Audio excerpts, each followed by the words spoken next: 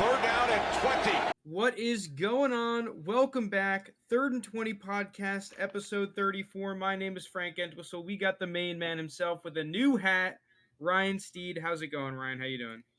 Doing pretty good. Yeah, I'm excited about this new hat. It's a little warmer than my previous hat, so ready to get it popping. All right, first thing, as you see on the screen, we're going to be talking about real quick the AFC and NFC Championship. I actually got to put that on there. Steed, why don't you go out and start? What were your initial thoughts, reactions, anything about the AFC and NFC Championship? Well, I'll start with the AFC. I think like pretty much sums up the way I felt about it is like through like the last 8 or so weeks with the Chiefs, we kind of like they were winning games, but weren't covering the spread or anything like that. So like you kind of forget how just dominant this team is, and they go out there and play a Bills team that everybody's riding high on.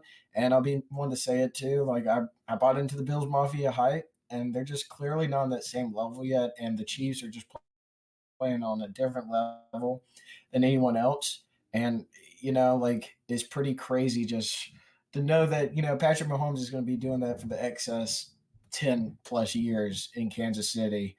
And I think that pretty much sums it up for me for the AFC. But the NFC, I thought that was that was a hard battle game. I mean, the Bucs came out and like scored early and often, and that huge touchdown, Scotty Miller at the end of the. And I mean, like a lot of people with Rodgers always saying these NFC championships losses is that he never gets help. Well, like their defense converted 3 turnovers, got 3 picks in the second half, and gave Rodgers every single shot in the world to win that game. You're the MVP. Your defense, you knew this was going to be a tough game regardless. Your defense gives you 3 shots, and he didn't own up. I'm pretty sure on 2 of those picks they went 3 and out. And then you have that kind of wacky play where like they go for the field goal that should you have gone for in that 4th and goal. I mean, you can say it either way. But I mean, it just proves to you that, Rodgers is at fault for this loss, even though he had a spectacular season, and the Packers remain frauds. They can't win the big one. You've been waiting for this for so Yeah, long. dude. I was so nervous. I was like, dude, they win this game. I'm gonna be like, God dang it. Yeah, but so a couple things I want to say. I'll start with the NFC. Is I mean, this is what we saw both teams were. This is a game where the Packers could have won. And to be honest, it was a game where it was just the same old Packers offense, but we saw the good where they can score really quickly. They have those big plays. MVS, Marcus Valdez Scantling, had some big plays that we kind of expected coming in. Devontae Adams, you weren't going to completely shut him down. He was involved. We saw the classic Robert Tonyan touchdown. But at the same time, it was kind of like we saw in that game against the Colts and some of the other games they played this season. It's just with the good comes the bad of the Packers offense. You'll see those explosive times, and you'll also see those times where they can't get anything going. And Aaron Jones had some big fumbles, one which they still got. I think it went out of bounds. And then one that they lost, I'm pretty sure in the red zone, which killed them. Um, all in all, it was a tough game for the Packers, and that decision to kick the field goal, that's just the main highlight for me because I don't mind losing a football game, but that decision to not go for it, I don't care what the odds of going for it are and what and all that jazz, or I don't even care if it's a data analytics play. Oh my god, that stuff pisses me off. The whole data analytics going for it and shits. You Yeah. you are giving the ball back willingly. You are giving the ball back to the GOAT, the undisputed GOAT. You were just saying, here, why don't we put the game in your hands? Screw putting the game in the hands of our guy, Aaron Rodgers, and the offense that has been carrying us all season. Let's just, you know what? Let's not even make it a field goal game. Let's just make it I guess we score a touchdown, we win. We don't have to go for two. And put it in the hands of Tom Brady. Hey, Tom Brady, you can't get a first down. Nah, not at all. What the hell was that? What the Yeah, hell was that? it really didn't make any sense to me. Rogers came out and talked about it the other day, saying, like it's going to get scrutinized, but the thinking was they kick the field goal and then they stop them and then they get the ball back. And like, yeah, in a perfect world, yeah. You could But go I mean, for it and like, stop them, and you still have a chance. yeah, like it's just it doesn't make any sense really to me. I think that's maybe where Matt LaFleur, is kind of still like a little bit that young coach, but like you do have like the unanimous MVP, and I just don't get why you wouldn't want to put the ball back in his hands and give him a shot. I just it's not even about what you can do. It's about the fact that they have the undisputed best player to ever play, and you are willingly putting the ball back in his hands and letting him decide the outcome of the game. I don't care how good your defense is. I don't care what the data analytics says. I don't care about any of that.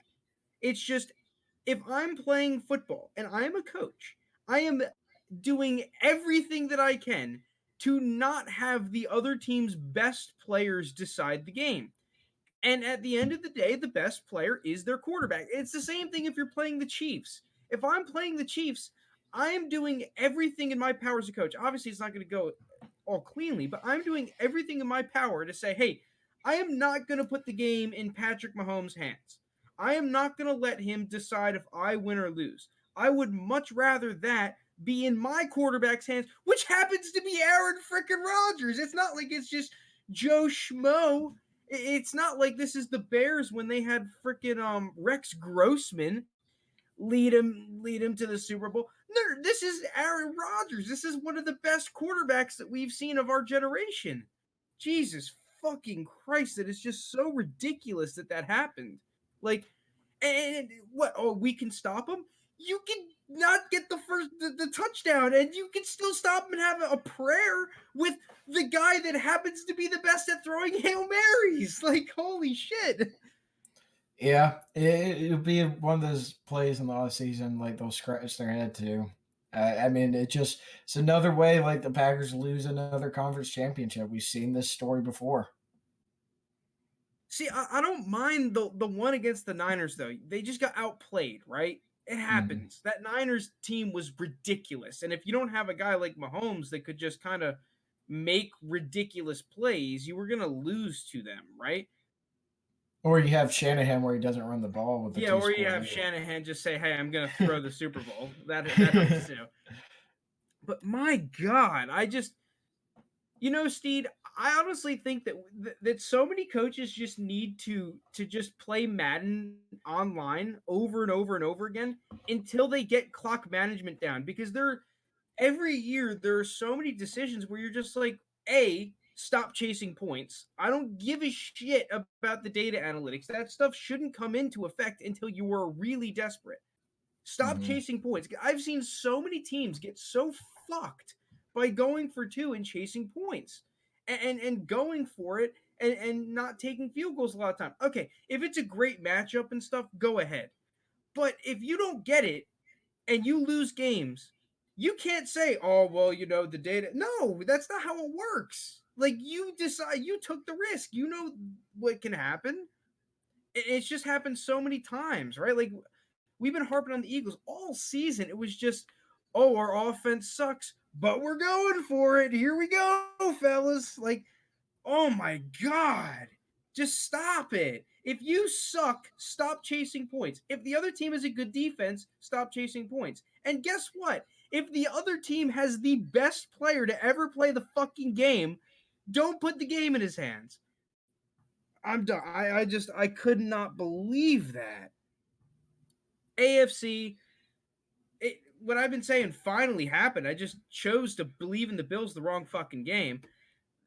The Bills, the big problem with the Bills, and I was both right and wrong actually, is I thought that the fact that they didn't have a running game was what was going to screw them, and that's not Mhm. necessarily true. What was true though wasn't the fact that they didn't have a run. They don't have a number two, which is their big problem.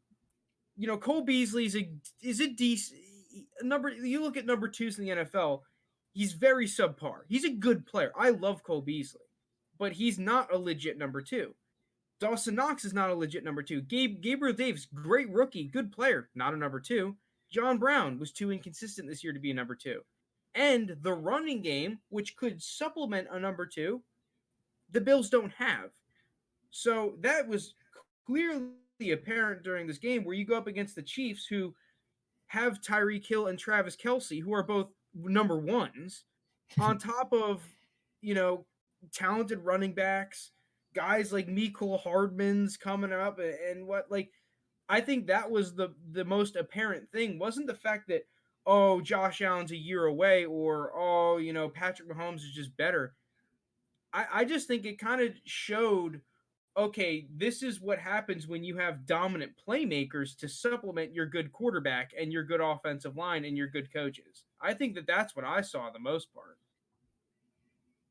Yeah, it wasn't like the Bills weren't moving the ball too bad too. Like they were getting the red zone a couple of times, right? And they weren't converting into touchdowns. Like, Well, their red zone defense also screwed him too. You yeah, finally it's like go up against a matchup where that was the other reason I believed him. Is like, okay, you shut down two of the top red zone teams and then struggle against the third top red zone team. I guess I just thought that, you know, I saw it 2 weeks in a row. It's going to happen again, but I mean, at the end of the day, I don't think anyone should be shocked. I don't think anyone is shocked. This is just, it's what we had seen out of the Bills in the regular season.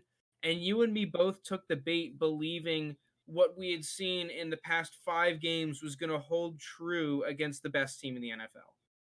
yeah, and it's tough. I mean, like it was kind of into that classy moment where they were up on nothing, and then here come the Chiefs. Yeah, here comes the Chiefs. It's like you're never, you don't beat that team in the first half, the first quarter. You know, you have to play that team 60 minutes. You can, and you cannot let off the gas pedal. It's funny, you know, if you watch that, there's a Colin Coward and Joe Burrow interview, and he said that one of the things that he had to learn as a young player in the NFL is that you can never let your foot off the gas pedal.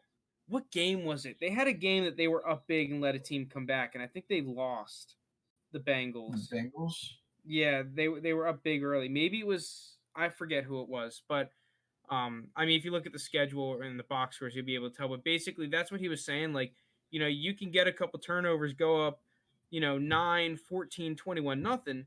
But in this league, especially against the good teams, if you just start being stagnant, the other team's going to come back. And that's very apparent with the Chiefs. We've seen it 2 playoff runs in a row where you could beat them in the first quarter, even the first half. But the minute that you start not moving the football and laying off the gas pedal, you are fucked because they're going to Hmm. come roaring back. And I honestly think the Chiefs are better this year than they were last year. Yeah, I think so too. I think they're more of a complete football Yeah, team. they're a It's complete just, football team. Man, Jesus Christ, Chiefs fans, you guys have it so good. yeah, I wish I could be a Chiefs fan. Like, It'd real just be question nice. is, let me ask you an impromptu question. Is this Chiefs team better than the other Patriots teams that have made it? I guess the best one would have been that 16-0 team. I'm gonna Yeah. probably say no, but I think it's decently close because their defense is so good and they don't get enough Dude, credit.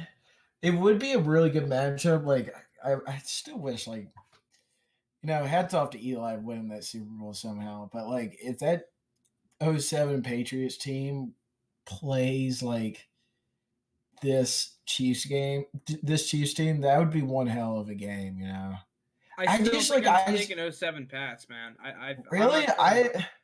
mm, It's interesting just because I don't know. I I don't just think like know. I get Mahomes. on paper, the '07 Pats team I think is better, and I think that they would be a little bit more consistent. But I Also, will you get give you, Belichick.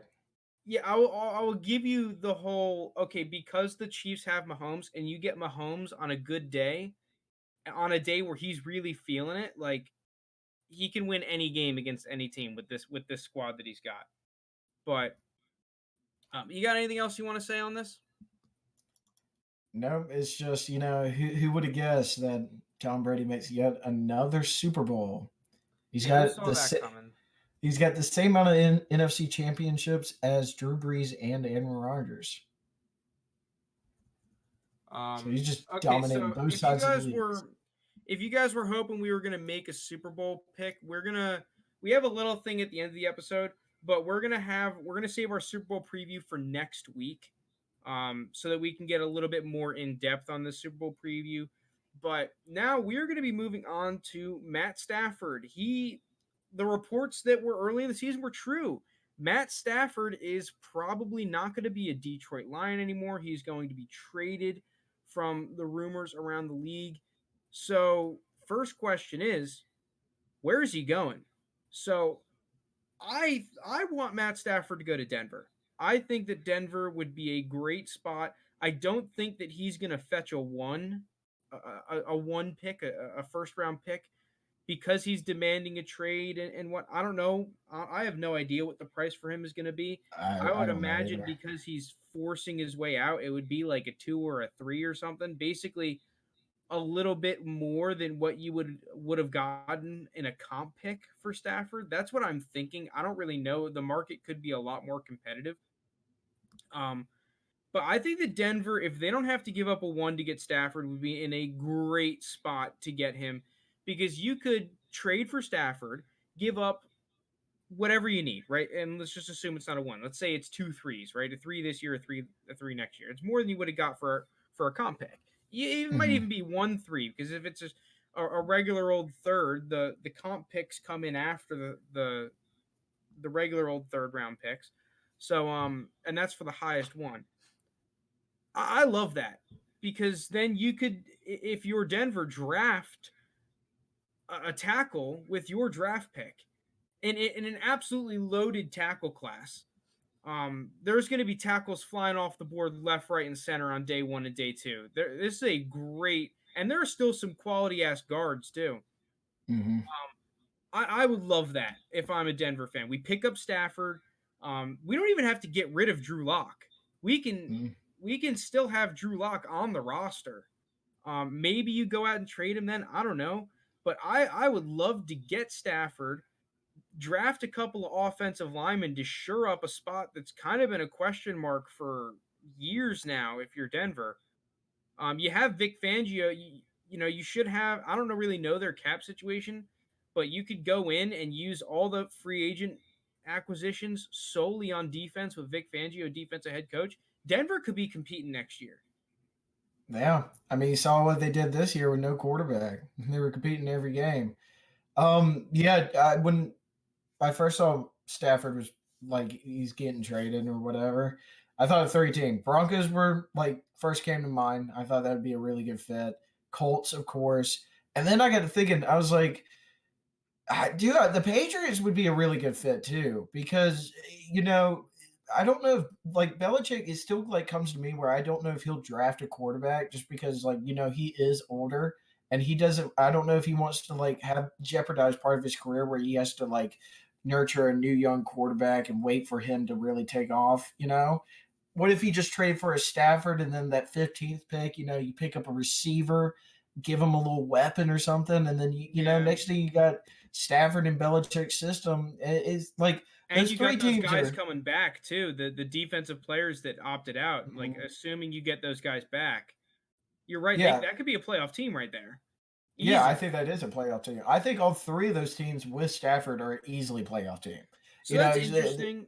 The one thing I will say though about Belichick not wanting to draft a quarterback, if you look at his draft success, that is one of the positions that he has been pretty good on though in terms of his track record. He has been able to pick quarterbacks, and I mean the Patriots don't have a third rounder to trade. Once again, I don't know what the price for Stafford is going to be. That's going to be an interesting question. We mhm. can get into that after we talk about the landing spots for a little bit. But I mean, I wouldn't be surprised by the Patriots. But at the same time, if Belichick wants to put this team into position to win for the long term, I wouldn't be surprised if they just went for a quarterback. That is a position that I understand we can be skeptics of Bill Belichick's drafting, especially recently. You look at the receiver position; it's been a mess. So some of the other positions have been a mess, but I'm pretty confident in him picking up a quarterback if I'm a Patriots fan. And I mean, I don't necessarily know if it's at pick 15 or maybe it's in the second round or whatnot, but at the end of the day, if the Patriots draft a quarterback, I'm not going to come out here and say, "Oh, well they suck at taking first rounders and quarterbacks." Like, nah, I would like that for them. And you get him cheap, you know? This is going to be a year where the Patriots are finally have some room to work with the cap.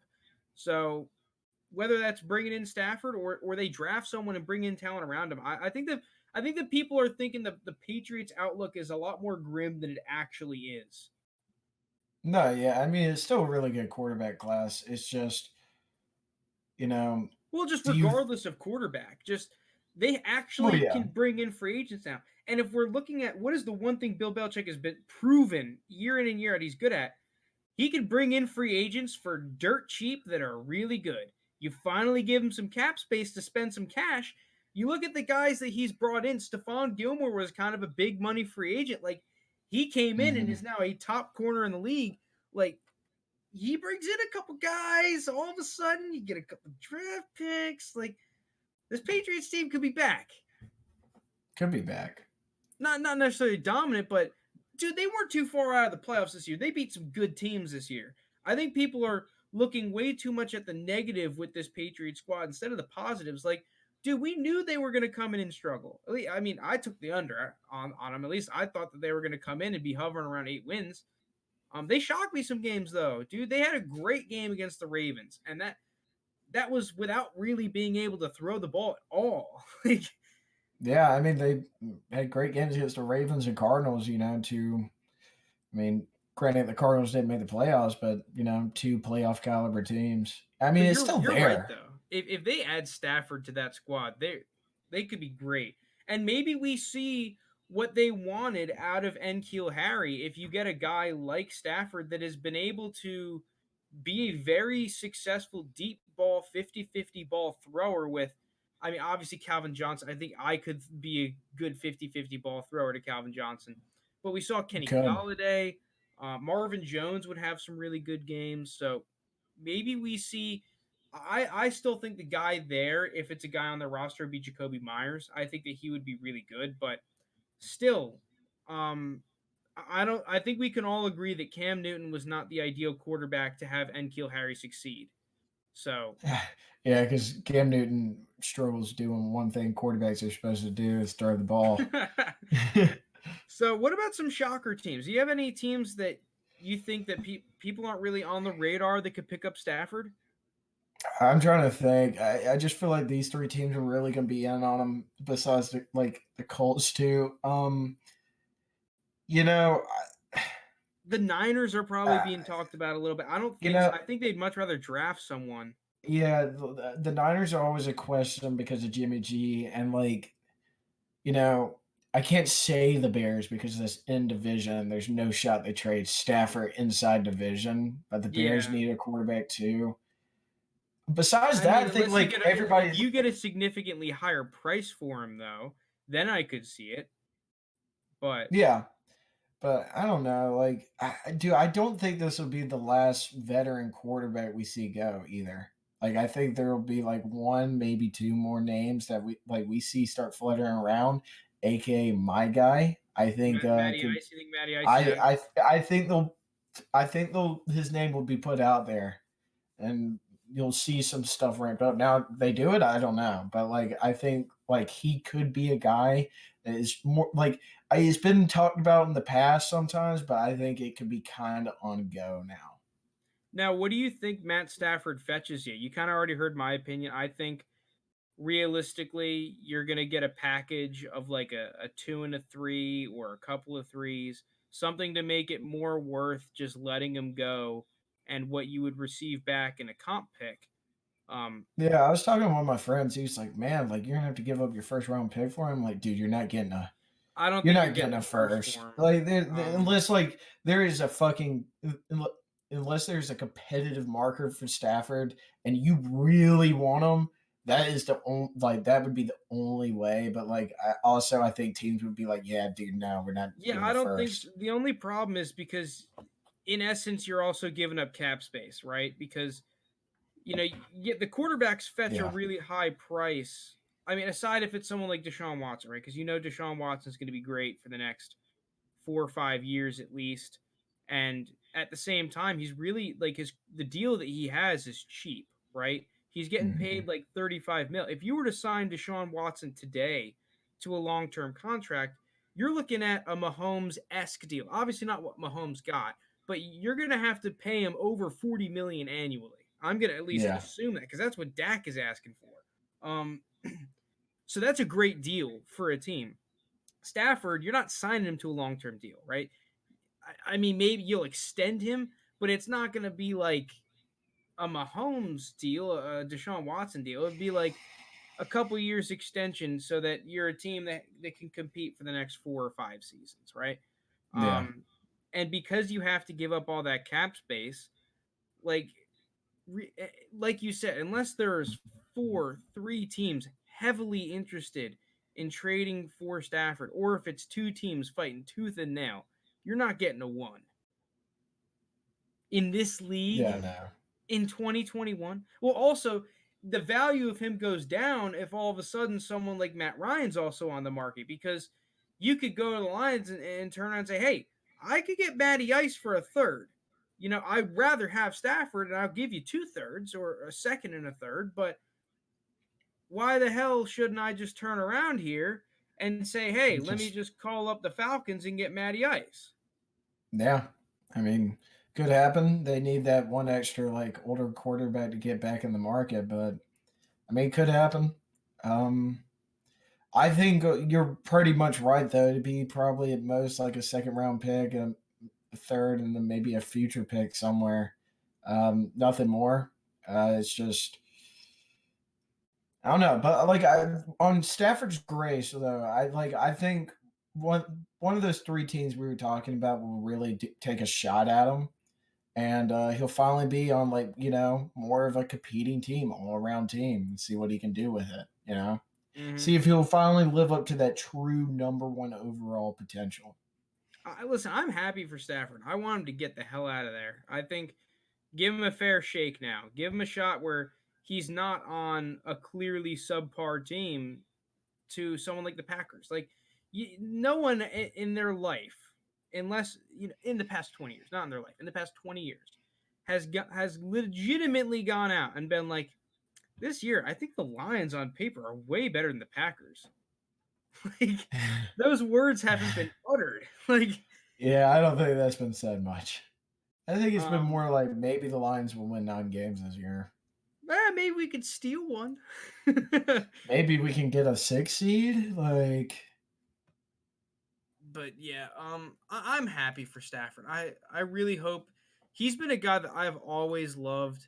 Um, he's one of the guys that when I was growing up, he was like the top dog, right? He was not necessarily like the Mahomes, but like he was that guy that was like, holy shit, this dude. Do you see what he's doing? Like no looks, like him and Aaron Rodgers, right? mm-hmm. Um, Slinging the pill. yeah, just slinging the pill. So I'll just call this segment Senior Bowl. So Senior Bowl practice number 2 wrapped up as we are speaking, as we are recording, and I watched every second of it. I am a Senior Bowl combine fiend. I love this stuff. So I'm gonna come in. Steed, cut me off whenever you want because I'm just gonna go on a ramble. So Do it, man. Senior Bowl, let's get into it. Risers and fallers. So, quick disclaimer: I mainly was analyzing the quarterbacks, the receivers, some of the offensive linemen and defensive linemen, and some of the D backs. Tight ends, I really just the broadcast wasn't showing them all too much, and B, I kind of just don't get into tight ends until later in the process. And the running backs, I have been grading outside of the Senior Bowl a whole lot, and also like until really game time, um, you really don't get to see a whole lot that's going to change your mind on the running backs. There's really nothing all that valuable that you're going to see from the Senior Bowl practices with the running backs, other than the pass pro stuff, which I'll get into. But aside from the pass pro reps, there's not really a whole lot that you're like, oh yeah, I love to see this. A lot of the stuff, it's not full contact yet until the game. So, what the hell are we doing out here with running backs? Um, Steed, I'll let you go here. For you, any risers and fallers that you have seen? Well, I mean, I think like we talked about this guy before, but our guy right here, Shy Shy can Smith. fly. Dude, Shy is so good. He's been so slept on up until this point. It is absurd. Yeah, because like I watched a little bit of day one yesterday, and I watched the video he sent me this morning. Dude, like what Shy just showed me, like he's going to be a day one starter in the slot. It's just, he has some of that like Jamison Crowder kind of feel to him, really He is fast. Can fast, dude. He is I, a he was burner. just burning everybody. And like you saw him make that diving catch too. Like that had to be the catch of the day from day one. And like I just think Shy could be like not necessarily. I don't know where he's going to go. I'm third, second I earliest, think but he could like sneak into the like a late second round spot. I yeah, think like right now that's where I'd have him around me personally. Um, dude, Shy like I keep hearing people throw this Tyreek Hill comparison around. Yeah, I've heard it for Jalen Waddle. I've heard it for today they were saying about Dwayne Eskridge, another combine rising kind of a guy. Shy Smith, man, he is the kind of dude that you just get him the ball anywhere and you just say, hey, just run it all the way across the field and I'll get some dude to put it on you. Like, mhm. I don't know why. Maybe it's because he doesn't have the best numbers. Um, Even though Like he South hasn't had the Carolina, best quarterback. yeah, well, that's what I was about to say. It's like South Carolina, they've produced so many good receivers, and this is like the first time that I can really say, like, dude, they have a good receiver in Shy Smith, but they have done him no favors. Mm-mm. Kind of like I think the beginning of it was Brian Edwards. Like they didn't really do Brian Edwards a ton of favors, but he was on some decent teams. Like it's not like they were trash. Dude, this South Carolina team was just trash. This, especially the offense, dude. They did him zero favors on film with that offense, and he was, dude. He has some good film still. Like I, I mean, because we both went to South Carolina, we would just naturally watch the games, and every single time I watched that offense, I felt like I was saying, dude, this Shy Smith guy, he can play. He can play. Not that he's going to be a number one necessarily, but this is a guy that if I'm a coach, I want him on my football team. Yeah, I think a play for me where Shy really stands out. I think he was a freshman this year, but it was the year we played Michigan, the Outback Bowl, like a couple years ago, and Bentley was still the quarterback, and it was just like a simple go route, I think, and he just like the Michigan's good, all like Jim Harbaugh defense got some good players, and he just blew past everybody, and Bentley hit him for like 60, 70 something yards. And like I think that's really where he kind of took the storm.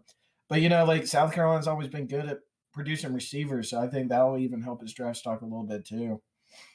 Well, yeah, the play that got me hooked on Shy Smith was a similar play where you just have him on a go route, but it was against Clemson, I'm pretty sure, where he burnt Isaiah Simmons. It was some highly rated defensive player, and Isaiah Simmons. I'm going to assume it's Isaiah Simmons. I am 99% sure it was Isaiah Simmons, but dude, that's a guy that ran under a 4.4 in the 40, and Shy Mm-hmm. Smith burnt him. Like, not only is he going to test fast, I think he plays even faster than he's going to test. Like, unless he goes out there and runs like a low 4.3s, like, which he very well could. The guy is an absolute burner. But I huge fan of Shy Smith. I think he's going to finally start getting some recognition now from the stuff in the Senior Bowl. I know he got hurt today, so we didn't get to see him today, but from those one-on-ones that we saw day one and from what South Carolina's done in the past, and as we get deeper into the process, I think that we're going to see some teams really fall in love with Shy Smith. And if there's anything we learned from last draft, teams want speed. Teams want Mm-hmm. talented players that are fast. They look at the Chiefs and they say, "We want to do that." Um, Shy Smith fits that. He's a guy. He's a talented receiver that's fast, super fast. So some other guys, I went into Dwayne Eskridge was tearing it up, especially today. He was the guy that the analysts were saying Tyreek Hill. He's nowhere near that polished. He's definitely going to rise on people's draft boards, but he's still very raw. He's got a lot to work on. Um, for me, Cardarius Tony, other than the fact that he couldn't catch the ball, his routes and his footwork look really good, which is a little bit unsurprising, to be completely honest. Um, Nico Collins from Michigan. We finally got to see him play. He's a guy that opted out for Michigan at the beginning of the season. He's a 6'4 guy. He looked pretty damn fast. He was making some good contested catches. That's a dude that I really expect to be rising on people's boards now because he was someone that was kind of getting some buzz before he opted out. And now we get to see what he's doing against not necessarily but like NFL esque caliber players in the Senior Bowl. Did pretty damn well. Um, Amari Rogers. I'm just going through the receivers first. Amari Rogers looked really good. I think he's done nothing but improve his draft stock. Um, as a slot receiver, like that's a position that we've seen the value of now really increase. We've seen teams like the Dolphins last year, not necessarily a slot receiver, but they drafted a slot corner in the first round. And we've seen a lot of the smaller receivers, guys, the whole game offensively and defensively is getting a lot faster, which means that players are getting a lot smaller. So we could see a guy like an Amari Rogers really rise.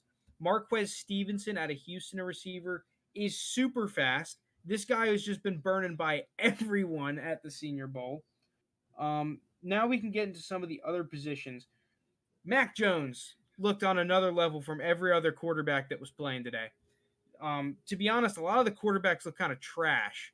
That Jamie Newman looked really bad. Kellen Mond, Yeah. Kellen Mond, I'll give him credit. He throws a good football, but just not to the right team. God damn, like he's just he's like he has so much potential, Kellen Mond. It's just start putting it together, man. Like, come on. Um, who else? Sam Ellinger, I'll give credit. He looked pretty good today. Sam Ellinger, he's a guy that I've kind of always. He's the Texas quarterback. I've always kind of been a fan of him. I don't think he's anything crazy, but he's the kind of guy that he's gonna go day 2, day 3, probably somewhere around day 2, late day 2, I'd guess, because he's a quarterback. I wouldn't be surprised if he went early day 3. But he's the kind of guy. He's a high character guy. He offers you some stuff running and passing. I heard the analyst comparing him to Tim Tebow. I think he's a way more natural throw of the ball than Tim Tebow, but obviously not as good running the ball. So I think that he's a guy that you can kind of look out for. Ian Book, I am not a fan of Ian Book. I'm not sure if I've said it on the pod or not, but I am not drafting Ian Book if I'm an NFL team. I'll give him credit. He impressed me today. Um, Ian because you Book's have to just a remember, winner, dude. these guys, they're coming in and learning a new offense in a couple of days. Obviously, it's not insanely complex in terms of like the adjustments and crap, but it's tough. You get these long ass play calls and stuff. A lot of these guys are coming from much more simpler systems. So Ian Book, I'll give him credit, looked pretty good. Now let's get into some of the other players. Quincy Roche, pass rusher. I thought he had some really good reps. I'm going to be looking at him more closely. Left guard Trey Smith from Tennessee looked really good. You talk about a people mover. I'm pretty sure he's the kid. He was one of the top rated tackle prospects in the nation when he went to Tennessee. I'm pretty sure he's this guy. And then he actually got blood clots in his lungs and had to miss Oh a year of God. football. And doctors and a lot of people thought that he was actually never going to be able to play football again. But then he comes back. But in that time period that he missed, Tennessee recruited another sick left tackle. So he moved to left guard, which may have actually helped him out because he really took to guard really well and has now just become a huge mauler. The guy is a beast of a person, and he was moving people all day. So and the next guy, so they did the 9-on-7 drills, which is basically just hand the ball off up against the front seven of a defense, just offense versus defense, physical drill. It was really fun to watch, and there were reps where Trey Smith, the left guard, and Alex Leatherwood, the Alabama left tackle, were on the same side, and it was just unfair having those two guys on the same side of the field on run plays, these are two guys that are going to be going around the first round. Like, Jesus Christ, like they were both just rising, if anything, because it was the defense knew it was a run, and it was unfair. These guys were just mauling people 5 yards back every rep. Trey Smith looked really good in space when he had to go block linebackers. So I was really excited for what I saw out of those guys. It just adds more quality to what is already a great offensive line class. Um, D backs, D backs could have looked a little bit better in my opinion. There was a couple decent ones. This number 8 from Washington, I forget his name. Um, I thought he had a couple good reps. Um, who else? Going back to the receiver, a guy. I'm not sure if I should consider him a riser or not, but Austin Watkins. I think he's from UAB. Not 100% Oh, sure. the Blazers. I think he's from UAB. This is a really interesting guy because he wasn't necessarily separating a ton, but he caught every single football that was thrown at him. He did not drop a pass. He did not go out of bounds on passes, anything. He caught every single pass, and some of them, because he wasn't separating consistently, it's not that he couldn't separate, he just wasn't doing it consistently. Some of these were tight passes that he had to catch. Guys draped all over him. I thought he looked pretty good, like kind of like a Juju Smith Schuster kind of a guy, where Juju Smith Schuster has had some problems separating against man coverage, but you talk about a guy that can catch everything thrown at him when he gets his hands on it, and that can find spaces and zones. Austin Watkins is a guy that I had on my radar, but if a team is able to pick him up in the third, fourth, fifth round, or maybe even beyond that, this could be a guy that might be able to sneak on in training camp and when he gets on a roster. So he's a guy that I'm definitely going to have my eye on. If we get into the running backs now, Ramondre Stevenson, the kid out of Houston, looked pretty damn good. He's a big ass dude. Um, mainly in the past pro reps, I was really excited what I saw out of him. I'm definitely going to start grinding his film a little bit now that we're getting into that. Let's see, where are the last of my notes? On the risers. Um, Frank Darby. No one's going to mention him as a riser, but I liked what I saw out of his routes a little bit. Kid from Arizona State. He's a guy that I'm going to be looking into. Khalil Herbert, running back out of Virginia Tech.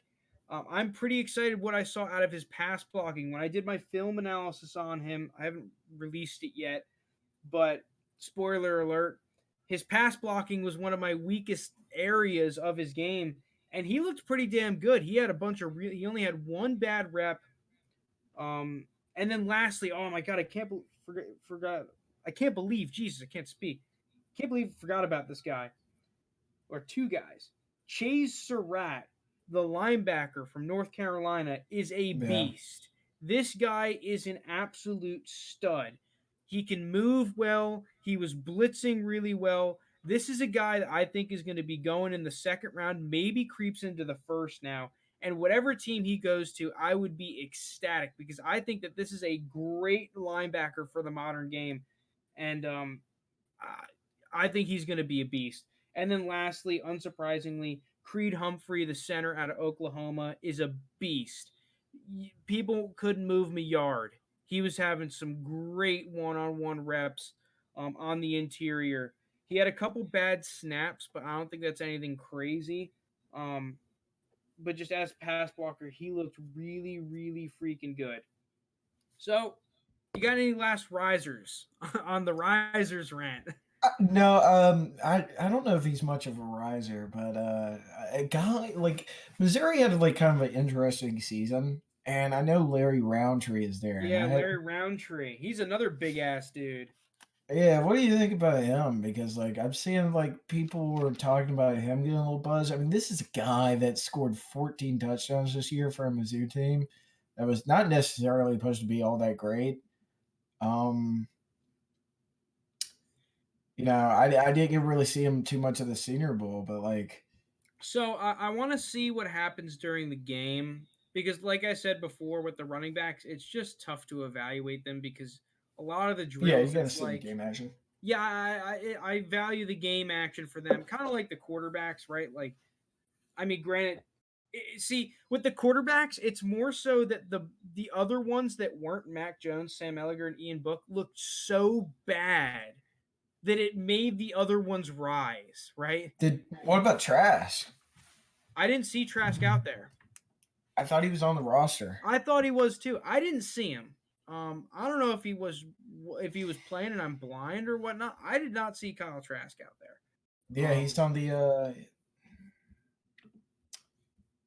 he's on the American team. I didn't see him. Um, Maybe he didn't participate in the drills. I guess I don't not know. because I did not see him. Um, who we? Oh, Roundtree.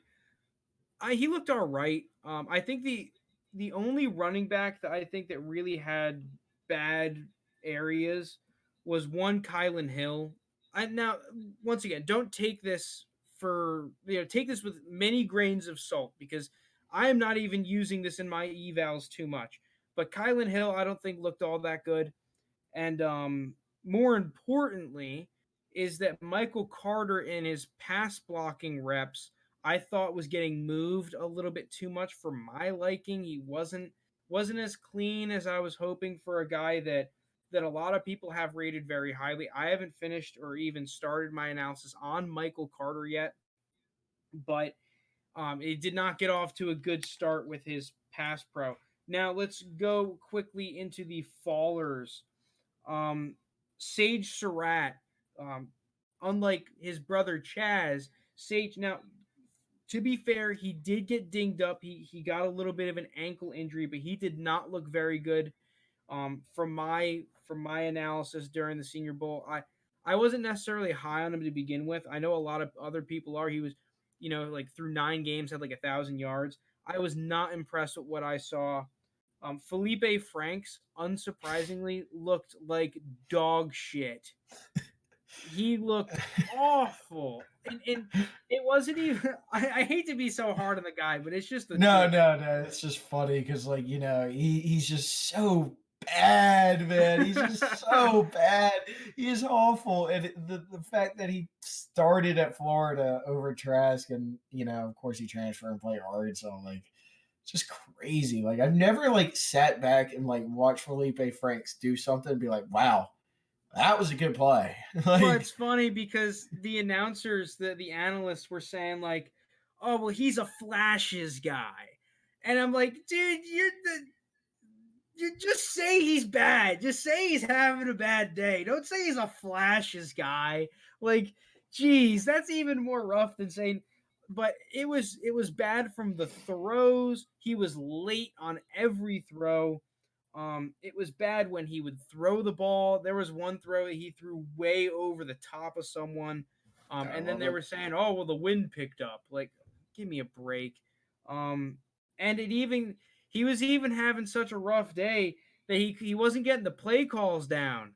I mean, that was one thing I brought it up earlier. Like, it's tough for a lot of these guys. You start getting the NFL play calls, they're long and they got multiple calls on there. You got kills and alerts and stuff. And there were plays where he would have to, I saw one time he had to ask for the play 4 times. 4 times he had to ask for it. And that's where I was impressed with someone like Ian Book. He was getting him down. He was ready. He was just getting in on the radio, bang, in there. That Felipe just Franks couldn't do it. That reminds me of that when Gruden used to coach for Tampa Bay, and who was it? Was it Glennon or who was? Lennon! Yeah, and Lennon! he just couldn't get the play right. He's like, Jesus Christ, son, it's not rocket science. Get your head out of your ass, Glennon! Just um, God, cracks me up. so who are the other fallers that I saw? Let me see. I'm trying to get them. I guess not necessarily fallers, but we knew they were day threes. Powell from Clemson did not look all that good. McMath from LSU, Jag, in my opinion. Jag stands for just another guy. if you did not know. Um, who else? I don't know the names of a lot of the offensive linemen yet, but some of them were looking crap. There were a couple pass rushers that looked just so awkward. Um, we'll do more on the Senior Bowl when after the game is over and I've gotten time because we're literally recording this 30 minutes after the day 2 of practice ended. I'm just going off of what I wrote down when I was watching it. But yeah, that's for the most part it for the Senior Bowl right now. I'm trying to just sort through my notes to see if there's anything that I missed. Oh, the number 8 on Washington, his name is Taylor Jr. apparently. Okay, I like that name. Oh, Ben Skowerneck from Notre Dame. He did not look all that good in my opinion. He's all right, slot guy. I don't know, nothing for me. I wouldn't draft him. And then number 91, the pass rusher on Notre Dame. I don't know his name. I should. He's a guy that I've seen on film when I've been evaluating running backs make some plays. He looked great at the Senior Bowl. So he's a guy that's definitely I'm going to keep on my radar. I'm pretty sure he's a highly talented prospect that has a very difficult way to produce. Yeah, I know who you're talking about. He's I think I it think starts he's with like an O. yeah, it's God, dude.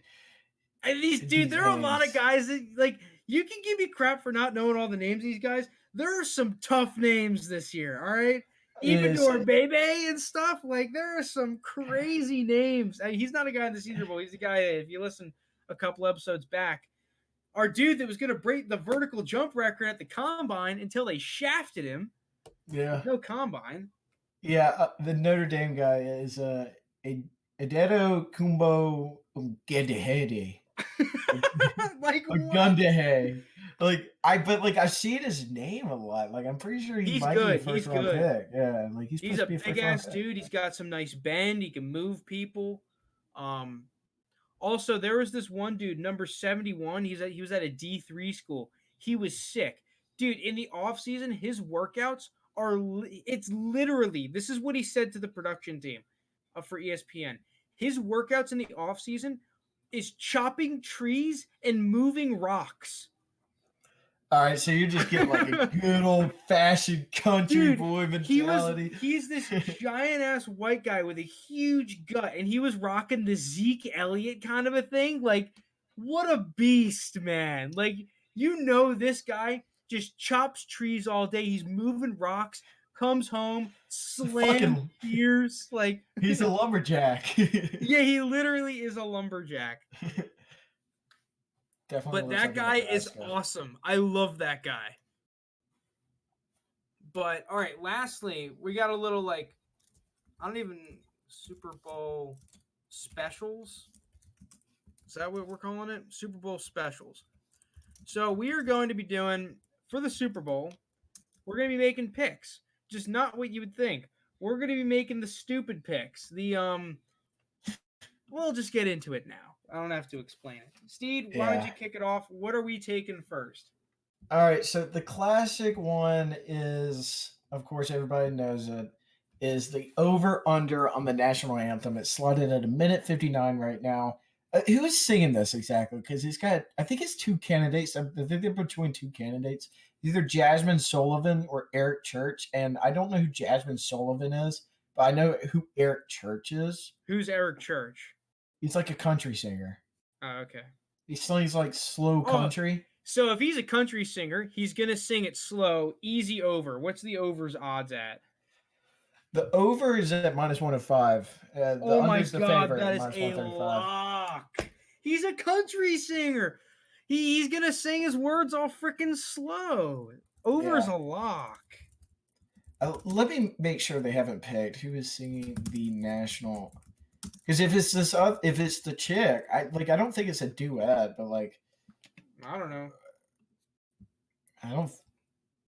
I think it is Jasmine. Country singers out here though. It's over's a lock. That might be lock of the year, honestly. -105. Can I take that on our pick segment next week? Can I take that? Okay, they're both singing it. Excuse me? Yeah, it goes. We can't just have. It's 2020. well, now it's 2021, but still, like to cap off 2020 with the Super Bowl of the 2020-2021 season. We can't just have one damn singer. We got to have two Yeah, it in a goes. COVID year.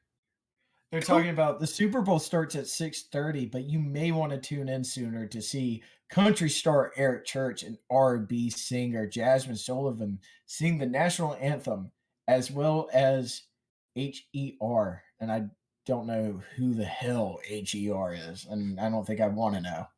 Like, no Yeah, they say disrespect to that. tune in early. Like the Super Bowl isn't going to start at 6:30 anyway. Like, You're gonna have coverage on from like when you wake up in the morning at 8 o'clock.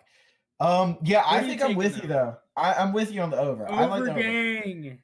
because the reason why I like the over is because I truly believe Eric Church is just going to have that little slow little twang, that I think he's from Nashville. I'm not too sure. He's from the South, but he's going to have that slow twang, really like uh slur some words maybe. So I kind of like that. Um Next pick is another classic. Coin flip, heads or tails, Easy. minus 105. What do you got? So I'm going to preface this by saying that I have gotten the past two coin flips correct for the Super Bowl. Okay. This is a What was heads it last year. year? Was it tails Last year last it was year? heads. The year before it was tails. So you're going back to back heads. I'm going back to back heads. This is a heads year. You know, I think we're going to see why it's a 50-50 chance. It's going to alternate here. Um, I'm gonna have to go tails. I'm like I used to be a heads guy when I was growing up. Now I'm a tails never fails guy, and I'm gonna keep riding with that. Oh, I'm a And tails guy. I oh, okay, you are. I am a tails guy, but it's a heads year. There's a difference. All right. I think I like the tails here. I like it to go back and forth. I'm just gonna play the odds. I think the odds are in my favor here. All right, all You right. know, Well, we'll see. We'll see. yeah, we'll see. It's a heads year. Next little prop is a pretty fun one during the national anthem. Who will be the quarterback shown between first player being shown between Patrick Mahomes and Tom Brady? Patrick Mahomes is slotted at a value of plus 105 right now. Brady is sitting at minus 145. Seriously, they have Brady as the favorite. Yeah. Dude, I'm going Mahomes. I don't understand that though. Like, how is the over? Maybe I'm taking the bait. I'm going Mahomes, dude. I think they're showing Mahomes. Dude, I just feel like, Brady, the GOAT, back in the Super Bowl again, Yeah, but everyone is 10 like, Super Bowls. if you mention football right now to the average person, they're just gonna be like Mahomes. Like he's just like Mahomes is like the trendy guy. He's what's in right now. He is, dude. And And Brady is like the Darth Vader of football right now. It's like I just thinking of every Super Bowl, that Brady's played in. I am pretty sure they've cut to Brady first. Maybe not the older ones, like back in the early 2000s. I don't really remember, but the previous ones, yeah, but in Brady's it's always been been the talk of the other Super Bowls. Now the talk is Mahomes. I don't know, like is Brady not the talk? I mean, is like why is Mahomes the talk? I get like Because Mahomes is the he's a more sexy new yeah, guy. I know he's a more popular player and all of that, but like the story here is Brady first year on a We'll new see. team We'll is in the see. Super Bowl. We'll see. I'm taking Mahomes and getting my plus 105 and taking it to the freaking bank, dude. Lock Okay, of this. well, Dude, these are locks. I'm going to go with Brady because I just feel like I just can see it. Like I just see it right now. I see the camera guy pointing right at him. Next one is going to be like where did it go? All right. Is result of first coach's challenge and like if they like get it or overturns favored right now at minus 120 and for it to get NBC's doing this game, right? deferred. Dude, I think it's CBS, low key. Okay, regardless, just hear me out here. Hear me out. You ready for this? Super Bowl. There's got to be more cameras. There's got to be more angles. Therefore, the It's on chances that you CBS. can get conclusive evidence from your coach's challenge should be higher if there are more cameras, more views. I'm taking the Okay. overturned. Um, yeah.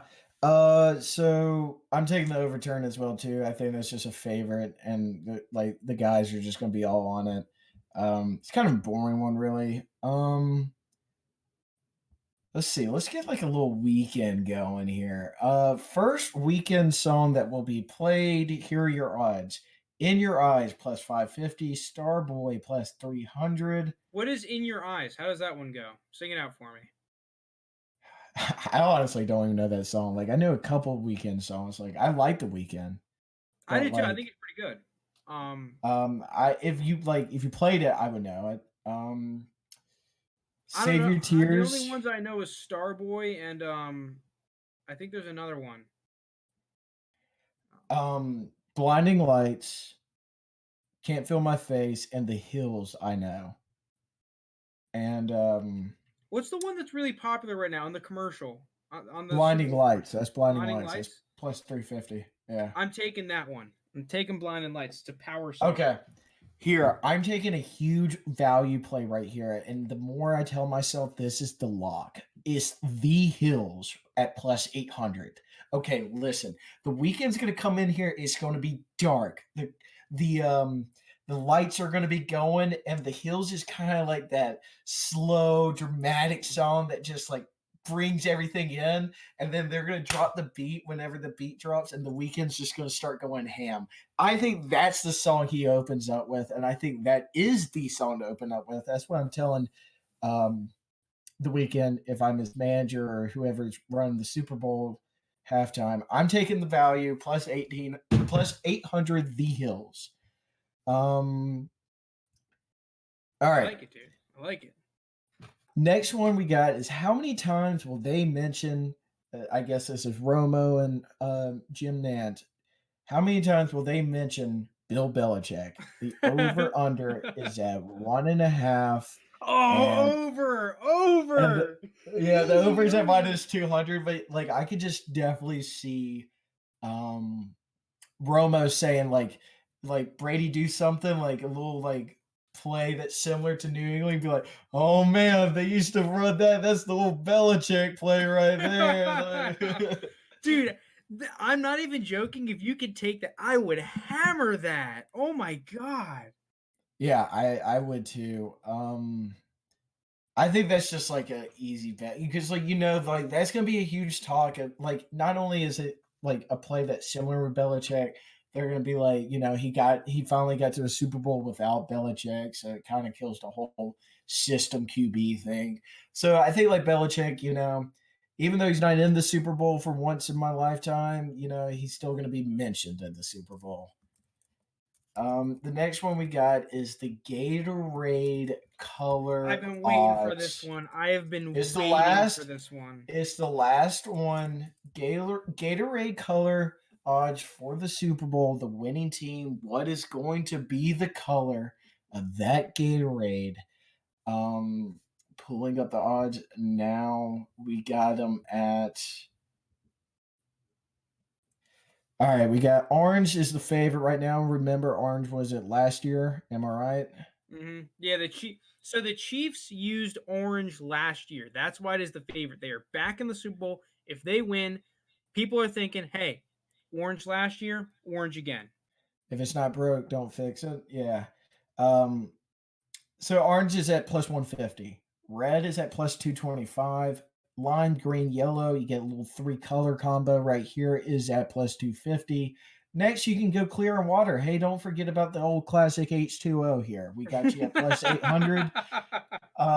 Blue, which has been known in the past, a Patriots winning one and back in their early days is at plus 800. Maybe that was Brady's favorite Super Bowl drink. Who knows? And then purple Because guess what? Who really gives a crap about purple? Purple's the worst Gatorade color, and it's locking in at plus 1,000. I'm thinking there are three possible plays because we know that orange and red are the bait. We know that they're the bait. If you like Mm-hmm. red, like oh the team color thing, they're both red. Like come on, no. Yeah. Orange, we know the Chiefs are switching it up. There's no way they stay orange again. And they want to play mind games with us, Loki, I think. I think that the three good plays are blue, white, and yellow. And I am going to be taking the mega dark horse in blue At plus 800, I feel you, dude. I feel you. because Brady is going to win the Super Bowl and be like, "Hey, I love me some blue Gatorade. Yum yum yum yum yum. Give me that blue plus 800." I was And before the pod. I was gonna go yellow because I knew we were doing this one, and I wanted to go yellow. But I'm feeling blue. I got the blue shirt on. mm-hmm. Dude, see, I'm feeling blue. I blue was going to be my second choice. Well, is my second choice, but I think I'm gonna roll with yellow. I'm I with think it's a you on good pick. orange and red. I think that's a little bit of debate. If the Chiefs do win, they're gonna be playing. What do the Chiefs like to do? They like to play mind games. Well, yellow, and of since the Super Bowl's in Tampa, Gatorade was made in Florida from the Gators, I guess. But I'm pretty sure the first Gatorade color was yellow. So I feel like there might be some sentimental value right there since Mm-hmm. it's being played in Tampa. You can go that route. So yeah, I'm gonna take yellow at plus 250, and that's all the props that I put down for the just the fun little prop bets that you can watch during the game. Be like, oh well, they showed Tom Brady first. That's another $50 in my pocket. We haven't even started the game yet. Let's see. Did I write any other ones down? Oh, here's one last one. One last one. We'll do an impromptu one. Love The it. length of the word brave during the national anthem. Over or under 5.5 seconds? Oh man. Oh, brave. I mean, that's got to be over right there. Ah, dude. The over's I minus 155. I'm taking the under, though. I'm taking the under. It's way You too think long. it's gonna be cool? Well, we need the over if we're taking the over and the Okay, you know what? I'm taking the total over. time. Over. You're right. You're right. I'm Yeah. going over. I mean, what we really need is that for him to mess up a word, and so that clock just keeps running. Just screw up the national anthem so we can just keep on going. All right, so you're going over? Yeah, I'm going over. Oh, here's an interesting one too, like glass one, I swear. What will be mentioned first? Tom Brady's 10th Super Bowl at minus 105, 145, or Tom Brady's age, which by the way, Tom Brady is 43 years old, Super Bowl. at plus 105. I think Oh, I think that's a tough I one. think it's gonna be age, dude. What if they Yeah, I swing think it? you're right. What if they At swing it? 43, he's made his Yeah, 10th Super Bowl. Yeah, I I think think it's that's gonna the be that. way. Yeah, they swing it like that. Exactly what I was thinking. I'm taking Tom Brady's age Mm-hmm. as well. All right, All let's right. ride. We got those picks in. We'll do actual picks next week. We're not tracking these ones for like on our actual card. Unless, listen, if you want to take one of these, Steed, we can put them on the next card for like actual picks if you're really feeling ballsy. But we'll I have mean, if I actual go like picks. 8-0, I want him on my card. um, but yeah, we'll have Actually, the actual only picks one I next want week. on there is like the first weekend song because I've never felt like this is an absolute Yeah, it's lock lock. season. I think this is a lock, dude. I respect that. But yeah, we'll have actual picks next week. We're going to be doing like an actual Super Bowl preview this week. We kind of just got the AFC NFC Championship stuff out of the way. But if you made it this far, thank you so much for listening. If you're watching on YouTube, hit the like, subscribe, hit the comment. I'll respond to all the comments. Thank you so much for the recent support and for making it this far. If you have, we're getting a lot of likes and subscribers and stuff, so I really appreciate it. But thank you for listening, and peace.